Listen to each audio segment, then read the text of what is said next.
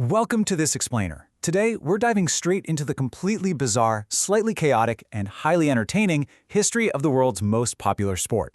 You might think you have the beautiful game all figured out, but trust me, the actual history of FIFA and the World Cup, it is absolutely packed with wild experiments, mind-boggling early tournaments, and trivia that honestly sounds like it's totally made up. Right off the bat, ask yourself, what could a psychic octopus, a regular old street traffic light, and a $20 million chunk of solid gold possibly have in common? Well, as it turns out, every single one of these things plays a surprisingly significant role in the evolution of international football. And we're going to unpack exactly how. Section 1. An empire bigger than the UN. So, to really put FIFA's global reach into perspective, think about this. They actually have more member nations than the United Nations itself. I mean, while the UN sits at 193 members, FIFA boasts a massive 211 national associations.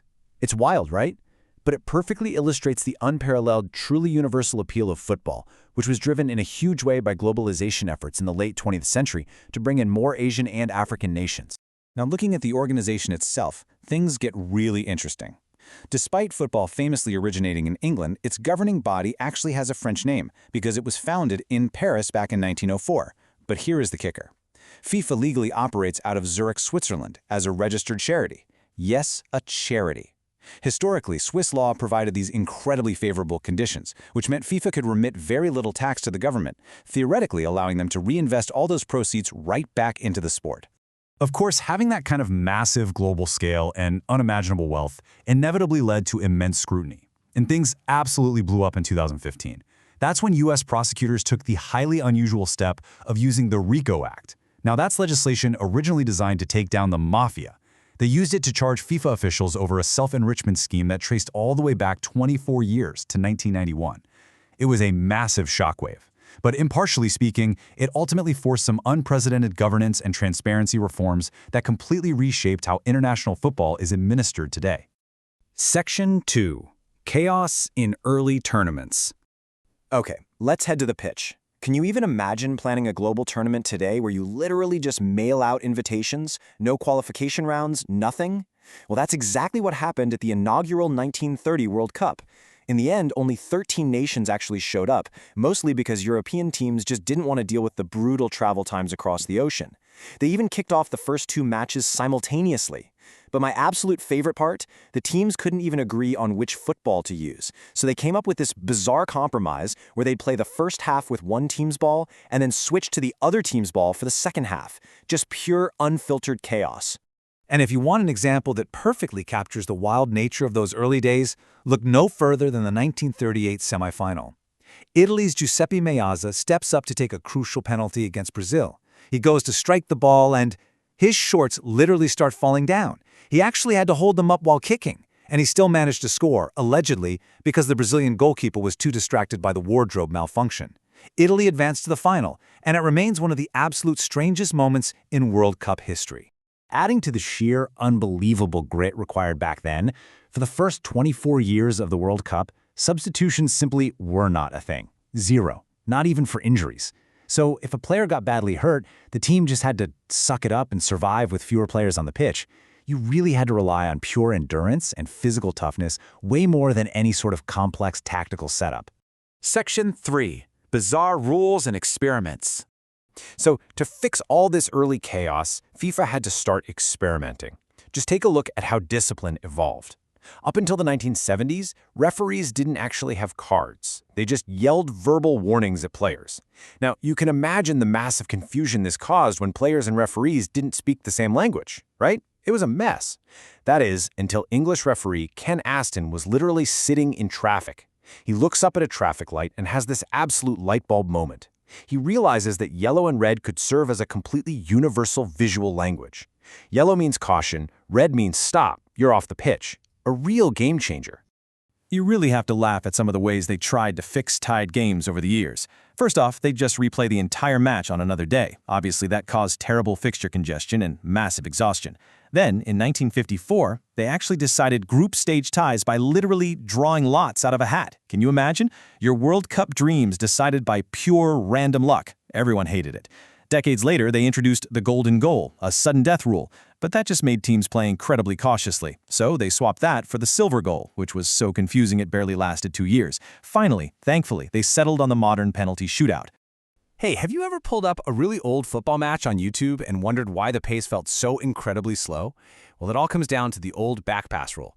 You see, until 1992, defenders could deliberately kick the ball all the way back to their goalkeeper, who could then just calmly pick it up with their hands. And teams exploited this constantly to kill the clock. They'd just pass back, pick up, roll it out, repeat.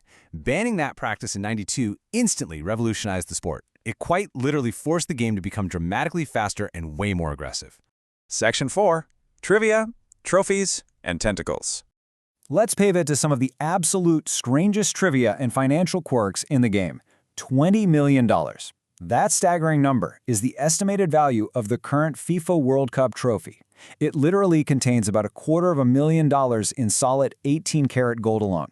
And because it's so incredibly valuable, there's only one original version, and it never ever leaves FIFA's strict possession. When a country wins the World Cup, they actually only get to take home a gold-plated bronze replica. Now, in stark, almost comical contrast to that $20 million trophy, $918. That incredibly low number is what FIFA's self-funded movie, United Passions, grossed in its opening weekend in the US. Yeah, less than $1,000. Keep in mind, FIFA spent roughly $29 million to make this movie, and it starred Tim Roth. But because it was widely viewed as a massive vanity project and happened to be released right in the middle of those 2015 scandals we talked about, it completely flopped, becoming one of the lowest-grossing films in cinematic history. Jumping over to geography, we find another fascinating little quirk. Greenland is entirely locked out from joining FIFA. And the reason?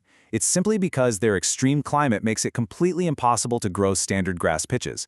Whenever the ice melts, it floods the ground with ankle-high water. So they're forced to play on ash and sand, and their entire football season is crammed into a tiny window from just May through September.